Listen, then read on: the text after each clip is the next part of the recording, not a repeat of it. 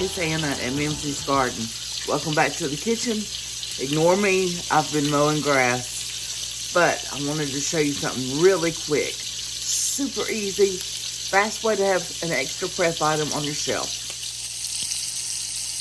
Okay, so we know this is not the healthiest thing on the shelves at the grocery store. I know that, I'm not crazy.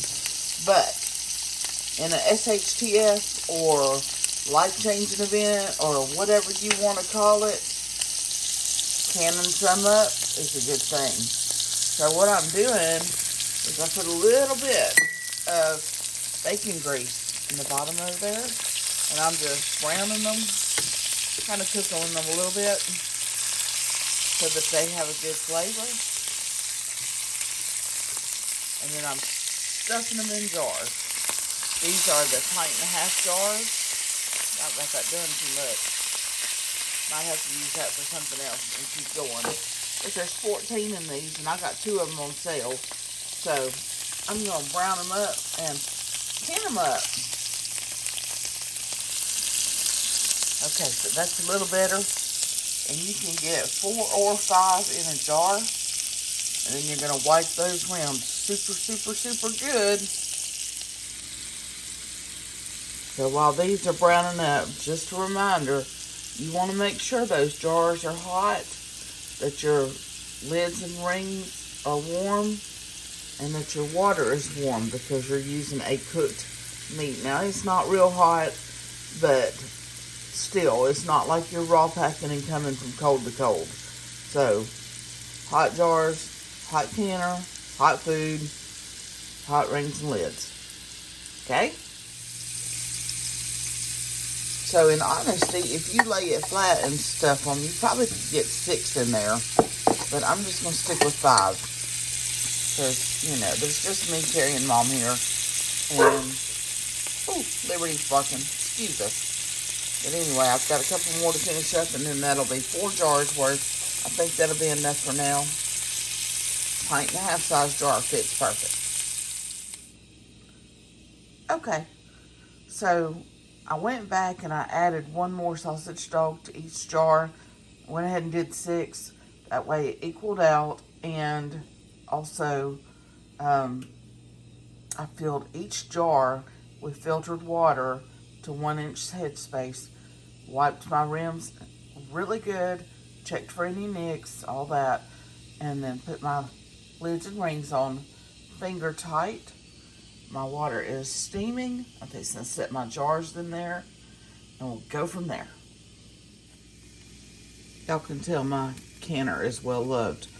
Okay, listen, there's only 4 in here, and I'm not going to leave that space empty, so I'm going to find something else to put in there.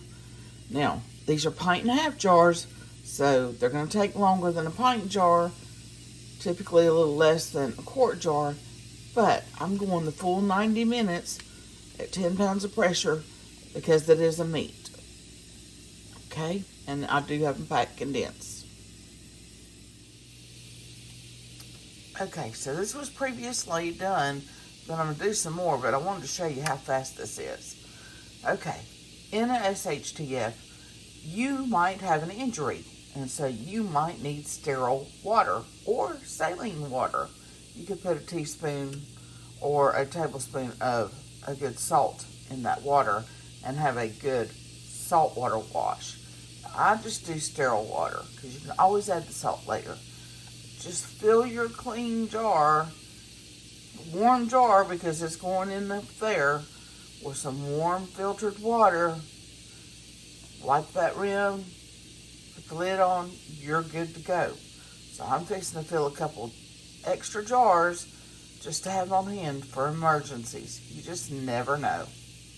So as always, once you get your lid on there, you want your pressure regulator valve to pop up and blow off steam for a 10-minute let me rephrase that.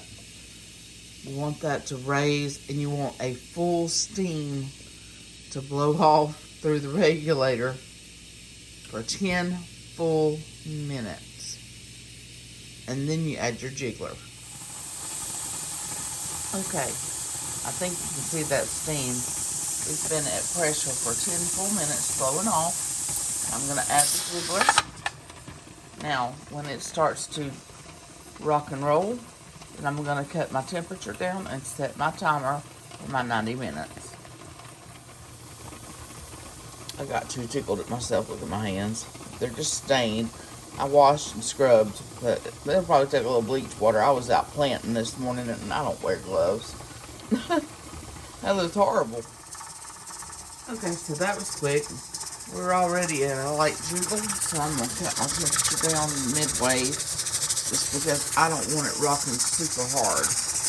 And then I'm going to set my timer for my 90 minutes.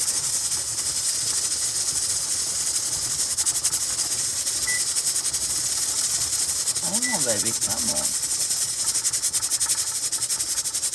And start. And we're just going to let it go till it's done. And then once it's done, I'll remove it from the heat and let it depressurize. Take my jars out. And that's all there is to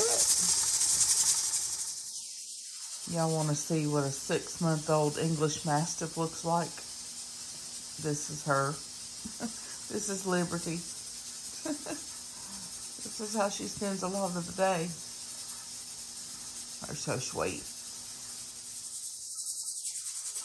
And then Roxy, the red long-haired Dachshund, and Gus, the darker sable. Not sable. Dapple. She's sable. He's dapple. This is what they do. Okay, y'all. Hit that like and subscribe. Thanks for watching. We'll catch you on the flip side.